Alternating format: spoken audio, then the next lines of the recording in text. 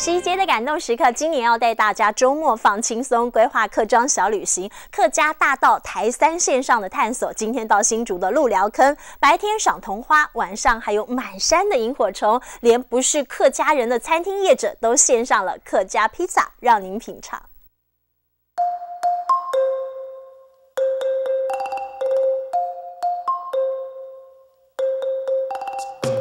小公鸡迎着阳光昂首前行，仿佛要领着我们来到鹿寮坑。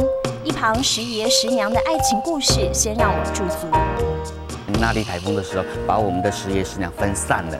我们的土地公、土地婆都允诺了，他就在这个地方给他安处。然后我们本来就是2颗石头，第6条行海底不渡哈，你要雕起来哈，你是要攀，你上下上仰来结婚。然后我们就请我们竹堑城，我们新竹市的城隍爷来帮他证婚，然后也有结婚证书。然后我们还是一样家庄一牛车。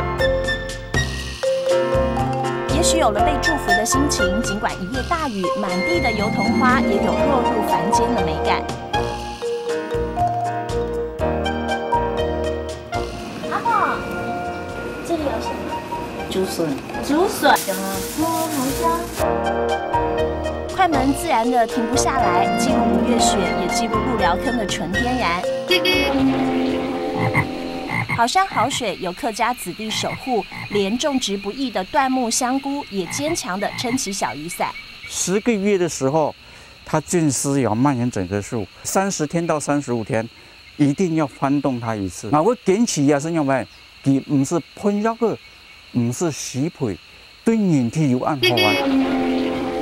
只是午后山区的雨，小雨伞难挡。避雨的小径上，咖啡屋里充满绿意和温暖。这些湿地松，还有我们的一些油桐花，还有后面的桂花跟含笑。琼林就因为说有很多的这种9琼树，这个才是真正的客家文化棒的地方。因为爱客家，低度开发，就希望旅人的到访能够带回最新鲜的感动。您好，为您送上小径的哈卡咸猪肉披萨。 它为什么跟客家有关系？因为咸猪肉是客家人常用的食材，那可以搭配芝麻叶一起使用。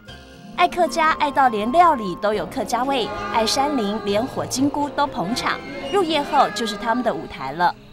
好像是多小灯笼。鹿寮坑的山林里，在伞花朵朵的田园里前行，有5月雪的美，有萤火虫点点。